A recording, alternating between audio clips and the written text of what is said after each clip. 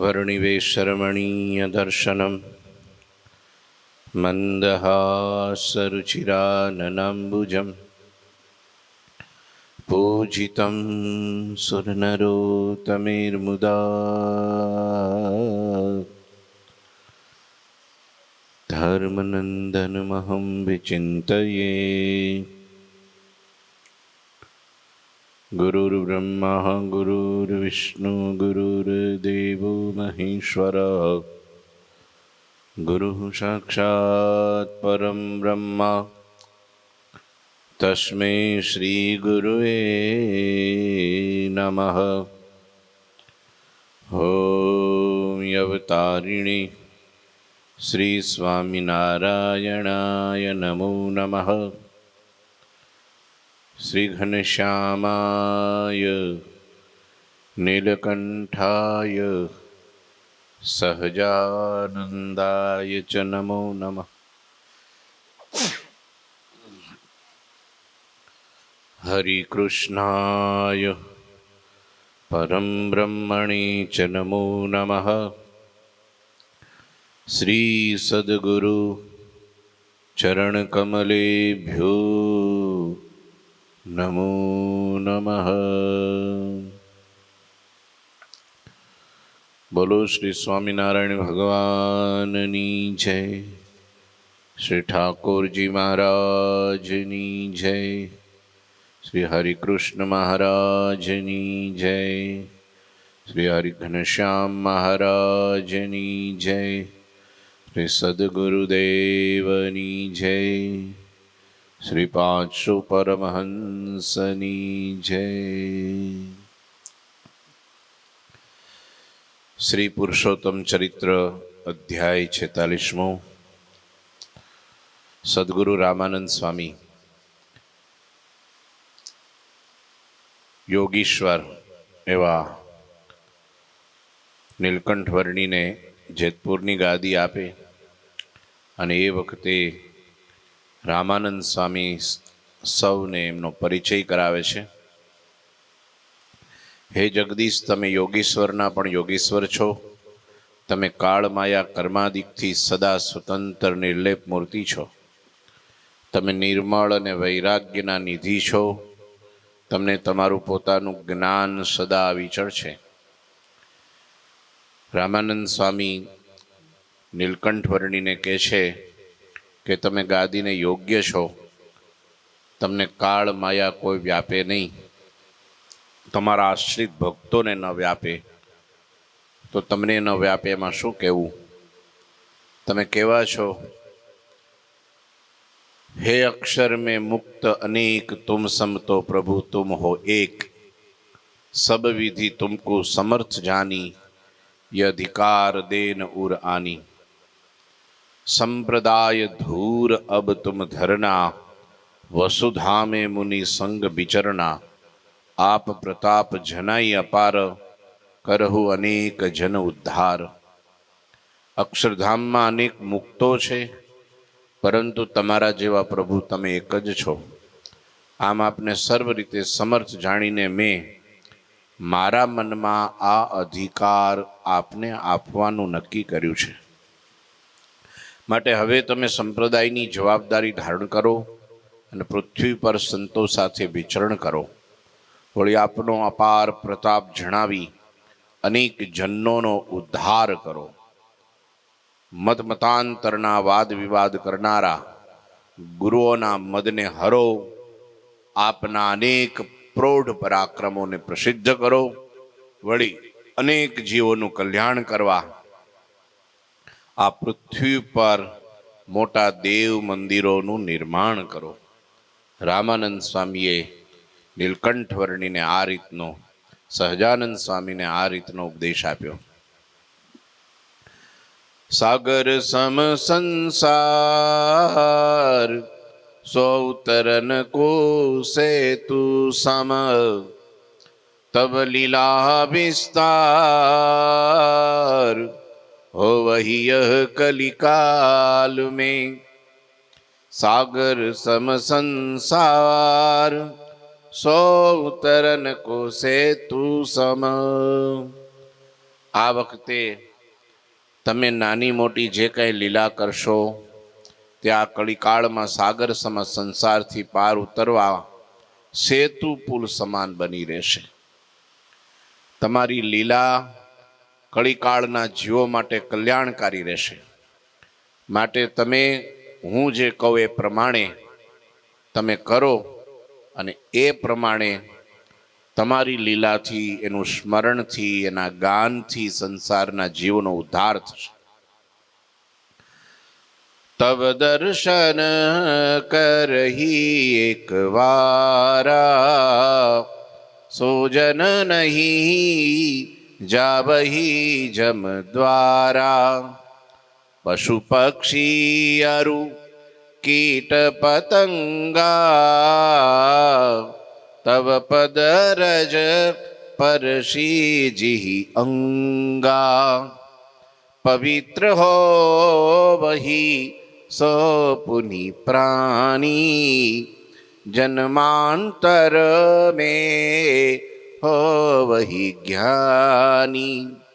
तब दासन के हो वही दासा, ताकु पुनि टरही जम ત્રાસા. જે કોઈ તમારા દર્શન એકવાર પણ કરશે જીવ ક્યારેય જમપુરીમાં જાય નહીં. પશુ પક્ષી કીટ પતંગિયા જેવા અધમ જીવો તમારા ચરણનો સ્પર્શ થતા પવિત્ર બની જશે. અને બીજા કોઈ જન્મમાં આપની કૃપાથી જ્ઞાની ભક્ત બનશે. એટલું જ નહીં, પણ જે કોઈ જીવ તમારા સંત ભક્તના દર્શન દાસ થશે તેનો પણ જમ ત્રાસ ટળી જશે. માટે અત્યારે તમારે સંકોચ કરવો નહીં.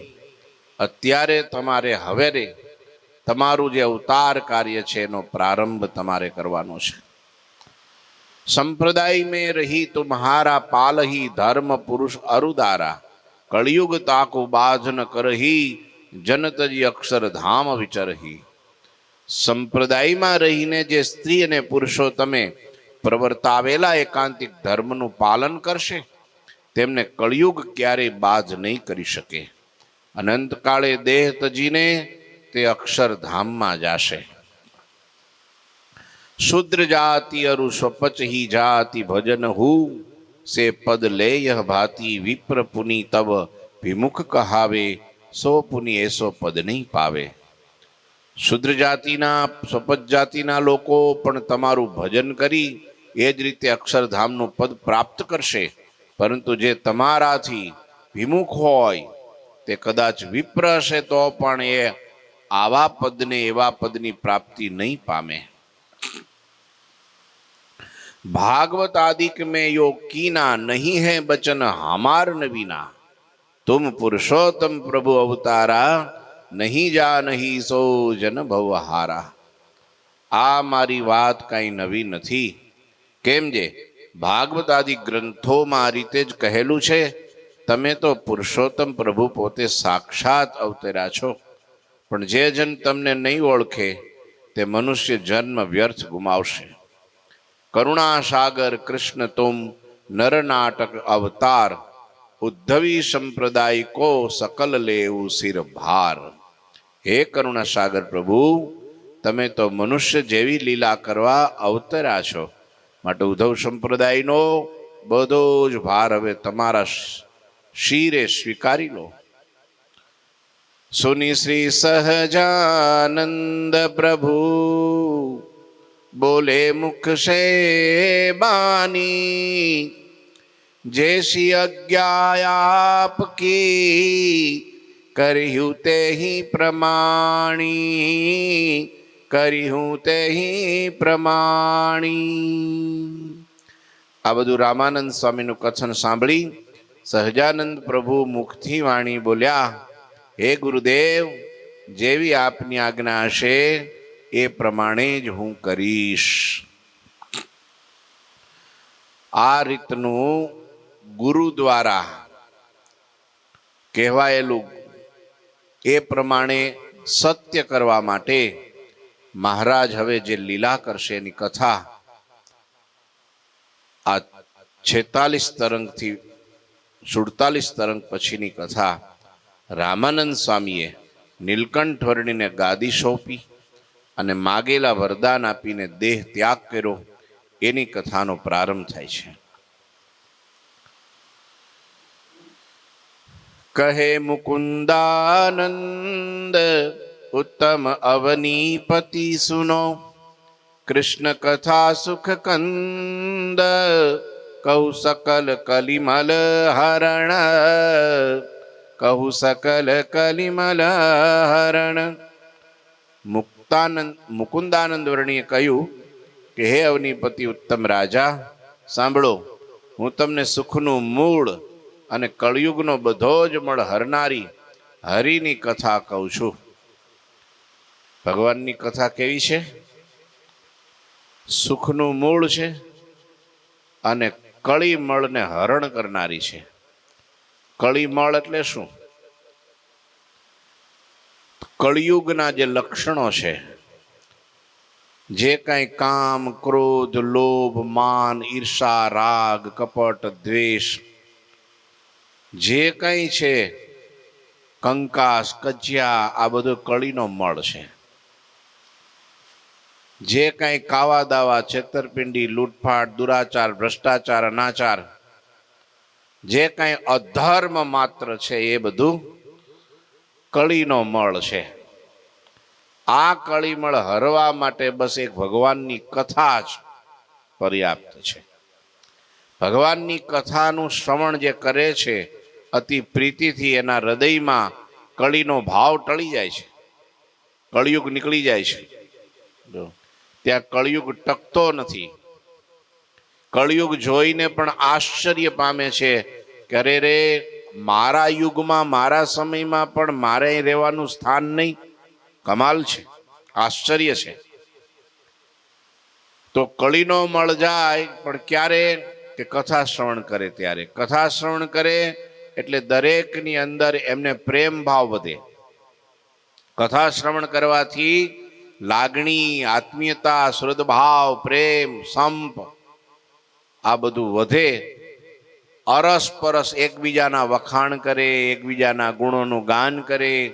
ત્યારે કળિયુગ આમ ઊભો ઊભો આમ આશ્ચર્ય પામતો હોય કે આહા, આશ્ચર્ય, ધ્રુજતોય હોય ને બીતોય હોય. અહીંયા જવાય નહીં. ગુરુજી ઘણીવાર કથામાં કહે છે ને કે જ્યાં જે ઘરની અંદર દિવસમાં એક વાર સાથે બેસીને ભોજન કરતા હોય અને દિવસમાં એક વાર સાથે બેસીને ભજન કરતા હોય, એ ઘરમાં કદી કળિયુગ આવે નહીં.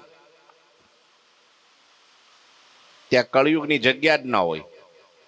જ્યાં કળિયુગ ના હોય ત્યાં સતયુગ હોય, અને જ્યાં સતયુગ હોય ત્યાં સુખ હોય, આનંદ હોય, પરમાનંદ હોય, ભક્તિ હોય, લાગણી હોય, પ્રેમ હોય, આત્મીયતા હોય. આ લોકનું સુખ હોય અને પરલોકનું સુખ હોય. એ ઘરની અંદર ભગવાન હોય, ભગવાનના સંતો હોય. જાઘેર કથા કીર્તન સંત નહીં મિજબાના, તાઘેર જમરા ડેરા દેવે ને સાંજ પડે સમસાના. જે ઘરમાં ભગવાન નથી તો ત્યાં તો શમશાન જેવું છે. પણ ભગવાન ક્યાં રહે છે? ભગવાને રામાયણમાં પણ કીધું છે કે જ્યાં મારી કથા નિરંતર ચાલતી હોય ત્યાં મારો અખંડ વાસ છે.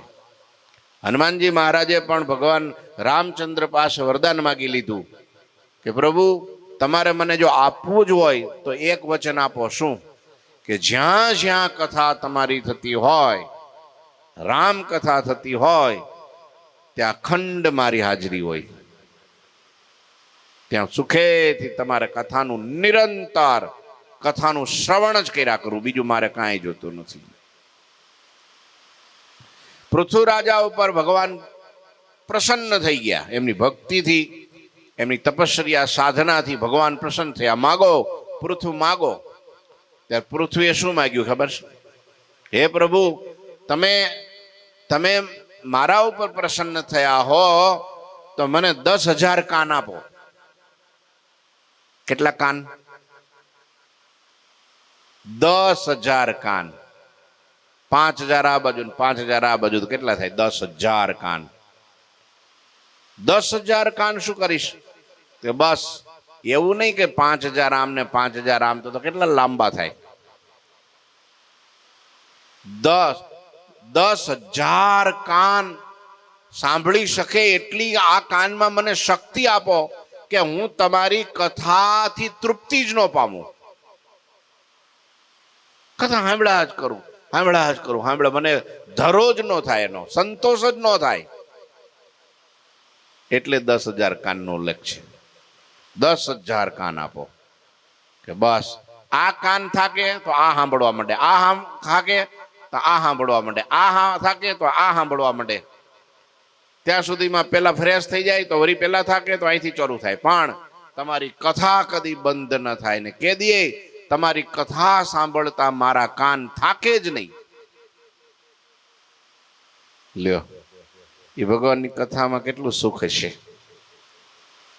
એટલે કીધું અહીંયા કે અવનીપતિ ઉત્તમ રાજા, સાંભળો, હું તમને સુખનું મૂળ અને કળિયુગનો બધો જ મળ હરનારી હરિની કથા કહું છું.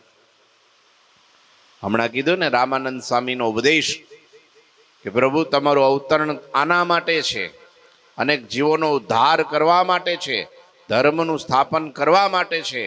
હવે તમે લીલા વિસ્તારો, તમે જે લીલાઓ કરશો એ લીલાનું કોઈ જીવ પ્રાણી માત્ર શ્રવણ માત્ર કરશે ને, ખાલી ભલે જોયું નહીં હોય, ખાલી શ્રવણ માત્ર કરશે, તમારી કથાના શબ્દો કોઈના કાનમાં જશે તો ભવના 100 જન્મના ને હજારો જન્મના પાપ બળીને ખાક થઈ જશે. અંતઃકરણનું પવિત્ર થશે, એના હૃદયમાં તમે નિવાસ કરશો અને અંતકાળે એનો ઉદ્ધાર થશે.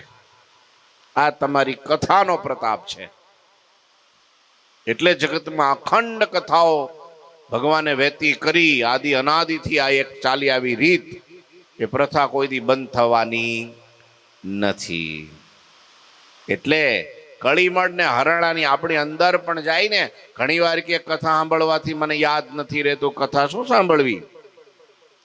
ના યાદ રહેતો કાંઈ નહીં, કાનના શબ્દો હૃદયમાં જાય ને તો હૃદયમાં રહેલો મેલ ઉખાડી નાખે. બોલો, આ જો 2 દિવસથી વરસાદ વરસે છે, તે ખૂણે ખાંચરે કચરું પાંદડું આ તે બીજું ત્રીજું કાંઈ કપડું કાગળિયું એ બધું સફાસટ આ બધું તણાઈને વયું ગયું. કાલ કેટલો વરસાદ પડ્યો, આજ કેટલા 3 વાગ્યાનો ચાલુ જ મને લાગે.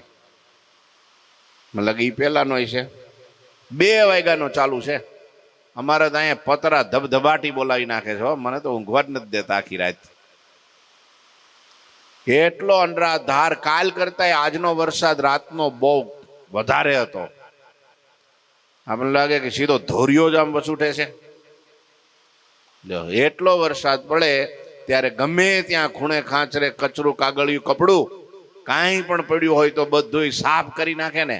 એમ ભગવાનની કથાનો ધોધ જ્યારે હૃદયમાં કાન દ્વારા અંદર જાય ને, એટલે ખૂણે ખાંચરે કાંઈ પણ કચરો કાગળિયું બીજું ત્રીજું અંતરમાં પડ્યું હોય ને, કોઈના પ્રત્યેનો દ્વેષ, કોઈના પ્રત્યેનો રાગ, આસક્તિ, કામના, ઈચ્છાઓ, ક્રોધ, લોભ, મારું તારું અહમ મમત્વ બધાએ પોપડા કાઢી નાખે. અને આ વરસાદનું પાણી તો એસિડ સમાન કહેવાય, રોગો ટાળી નાખ્યો. હા, અને આમાં તો પાણીમાં આ પાણી જાય એટલે કેટલાય જીવનો ઉદ્ધાર હોય થઈ જાય. ઈ રે જીવતા મેઘરાજાનું મંડાણ થાય. એટલે એમ આ ભગવાનની કથા તો એના કરતાય પાવનકારી છે. ગંગા છે ને, ગંગા ભાગીરથી ગંગા, ઈ ત્યાંથી ક્યાંથી વહી? ભગવાને અવતરણ કર્યું અને સૌથી પહેલા બ્રહ્માજીના કમંડલુમાંથી વહેવી ગંગા. એ ત્યાંથી વહેતી કરી સ્વર્ગમાં આવી. સ્વર્ગમાં આવી પછીથી ભગીરથ રાજાએ તપ કર્યું એના પિતૃઓના ઉદ્ધાર માટે શિવ ઉપર. શિવ પ્રસન્ન થયા, ભાઈ ગંગાને અવતરણ કરાવો. એમ કોઈ કીધું ભાઈ ગંગાજી જો આવે ને આ ધરતી ઉપર તો તમારા ગંગાનું પાણી તમારા પિતૃઓના કલેવરના એની ભસ્મ ઉપર જો ફરી વળે તો એનો ઉદ્ધાર થાય. તો કે ભાઈ ગંગા ઉપર તપ કરો. ગંગાજી ઉપર તપ કર્યું એટલે ગંગા પ્રસન્ન થઈ. આ માગો વરદાન કે પૃથ્વી ઉપર આવો, બસ એ જ, બીજું કઈ નહીં. અને ત્યારે ગંગાએ કીધું પણ હું આવું ખરી, પણ મને ઝીલે એવું કોઈ પાત્ર જોઈએ, નહીતર હું પડીશ ને તો ધરતી ફાડીને પાતાળમાં વહી જઈશ, તો તમારા પિતરી પૃથ્વી ઉપર રહી જાય. માટે મને ઝીલે એવું કોક જોઈ ને. વરી તપ કર્યું ભોળાનાથ ઉપર. ભોળાનાથ પ્રસન્ન થયા. ભોળાનાથે કીધું આવવા દો, નો પ્રોબ્લેમ. અને ગંગાજીને કીધું આવવા દો. કે શું કે વાત કરતો? કે હા. અને ગંગાજી જ્યાં પડ્યા અને શિવજીએ પોતાની જટામાં જ હમાવી દીધા. ઘુમરી ખાય અંદર ને અંદર, મૂંઝાય કે આ તો આના કરતા સ્વર્ગ સારું હતું. પણ ભોળાનાથની જટામાંથી હવે ગંગાજી નહીં થયું કે ના ના, શિવની જટામાં રહેવું તો સૌભાગ્યની વાત છે. પણ પેલાનું શું? એટલે ભગીરથે વિચાર કર્યો, પ્રભુ કે છે કે હવે આને છૂટી કરો, નહીતર મારા પિતૃઓનું, મારા તપનું અર્થ નહીં રહે કાંઈ. ત્યારે એક ધારા રૂપે એ ગંગાનો ગર્વ હર્યો અને એક નાની ધારા રૂપે એને પ્રગટ કરી. અને એક ધારામાંથી, ગંગોત્રીમાંથી વહેતી, ત્યાંથી કૈલાશમાંથી વહેતી, માનસરોવરમાંથી ગંગોત્રીમાં થઈ અને એક ધારાની 7 ધારા, સપ્ત ધારા રૂપે થઈ. અને એક ધારા એમાંની એક એટલે ભાગીરથી. અને ભાગીરથી વહેતી વહેતી વહેતી વહેતી કલકત્તા મહાસાગરને મળી અને કપિલ ભગવાનના આશ્રમમાં જે ભસ્મ થયેલા 60,000 એના પિતરીઓ એની રાખ ઉપર ફરી વળી એને ઉદ્ધાર થઈ ગયો. એક ભાગીરથી, બરાબર. હવે ભાગીરથીમાં સ્નાન કરવું હોય તો અહીંથી કેટલા કિલોમીટર દૂર જવું પડે? કેટલા દી થાય જાતા ને આવતા, કેટલો ખર્ચો, કેટલી માથાકૂટ ને કેટલો પરિશ્રમ ને, બોલો. અને આ ભાગીરથી, કથા રૂપી ભાગીરથી સામે ચાલીને આપણે આંગણે આવે, ઠેઠ આપણે ઘેરે આવે, આપણા હૃદય સુધી આવે. લ્યો. અને એના કરતા ઉત્તમ, પેલી ભાગીરથીમાં સ્નાન કરે તો પાપ ધોવાય, પણ આ ભાગીરથી, કથા રૂપી ભાગીરથીમાં સ્નાન કરે ને, એની પાપ કરવાની વૃત્તિ જ ખલાફ થઈ જાય. પેલામાં પાછો પાપ કરીને ધોઈ આવે ને ફરી પાછો પાપ કરવા મંડે. હા, પાછો ઝાડવા ઉપર બેઠા હોય પાપ એના રાહ જોઈને. જેવો ગંગામાંથી બહાર નીકળે ને એટલે સીધા વળગે પાછા એના. અને આ કથા રૂપી ગંગામાં તો એની પાપ કરવાની વૃત્તિ જ નાશ પામી જાય. એવી કળીમળને હરનારી પ્રભુની કથા છે. ગુરુરાય રામાનંદ સ્વામીએ તેમના સર્વે સંતો અને હરિભક્તોને બોલાવ્યા અને કહ્યું, મારા દિલમાં એક અદમ્ય ઈચ્છા છે, તે તમે બધા સંતો અને હરિભક્તો સાંભળો. અને એ કથા આવતીકાલે કહેશે ગુરુ મહારાજ. મારી શું ઈચ્છા છે એ તમને મારે વાત, એક અગત્યની વાત કરવી છે. આવું રામાનંદ સ્વામીએ સભામાં કીધું. ત્યારે હરિભક્તોને બધાને એ વાત આવતીકાલે સંભળાવશે. ઠાકોરજી મહારાજની જય.